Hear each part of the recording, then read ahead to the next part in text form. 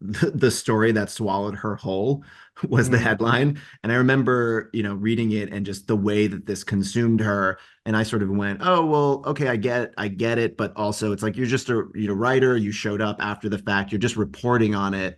Like what could necessarily be so consuming about it? There's danger everywhere.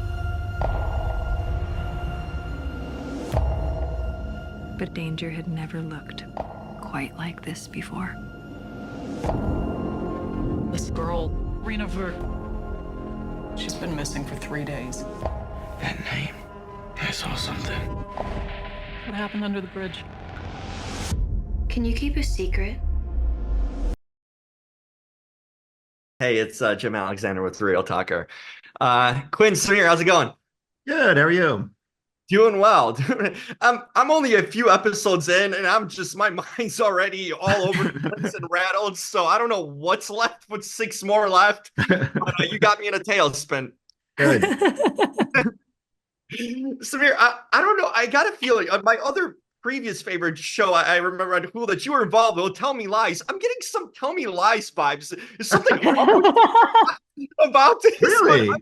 The mystery aspect, there's something about Tell Me Lies that gave me that feeling watching Under the Bridge. Yeah, I mean, there's definitely, Tell Me Lies, we definitely like tried to make it, it's just a story of romance in college, but we turned it into a thriller emotionally. And yeah, very, very similarly, like different subject matter, but I think the feeling behind Under the Bridge and kind of sitting a bit uneasy in your seat as the episodes come, definitely designed in the very, very similar way. Okay, then I'm not completely crazy then.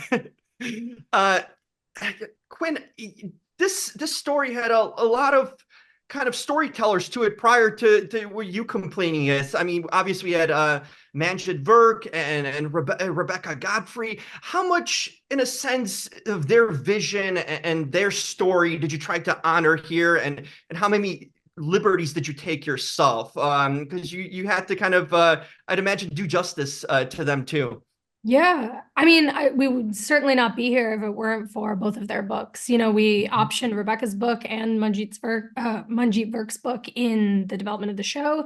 And, it was actually really fascinating to get to hear about specific events through 2 different perspectives. Obviously, Under the Bridge is an incredibly beautiful book. It's also one way to look at the crime. Rebecca did 7 years of research to write that. So it was a huge resource to us working on the show. But also Manjit's book allowed us to look into more of the family's interior life, his own kind of story of meeting Simon and getting to have that, explored in the show, not to give spoilers, but we kind of go back and forth through time.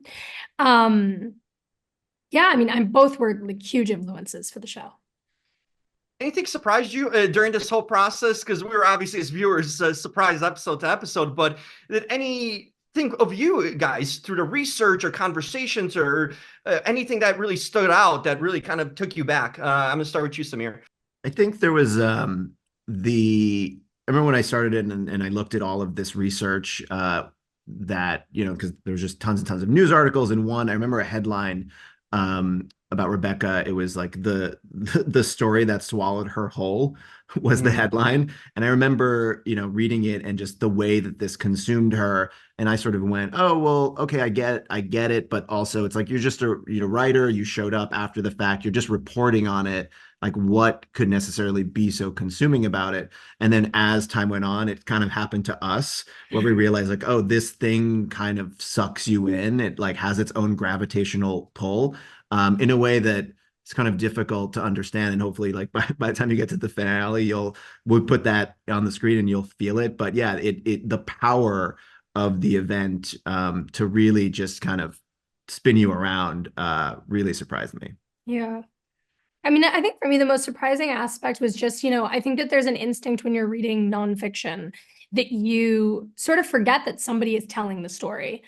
The show allowed us to touch on that because Rebecca is a character in the show. And so the way that she feels about each character, the way that she writes about them is dramatized, which really allows us to like comment on true crime and also like who got to be the authoritative voice on this story in the 90s.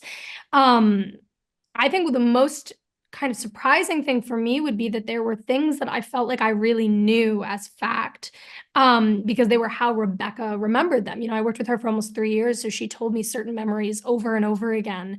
And sometimes I would, you know, she gave me all of her research. I would stumble upon a piece of research from that, and I would find a detail or maybe the whole thing that she had remembered differently or interpreted differently than I did if I, you know, listened to the interview. And that was really interesting for me because it just showed how much perspective shapes truth. And it was something we were so conscious of on this show, of how we can bring our own perspectives to it, but also how we can try to remove our perspectives and honor the truth, if that makes sense. Thank you so much. I'm in for a thrill ride, and everyone else. Thank you Buckle guys up. for putting it all together.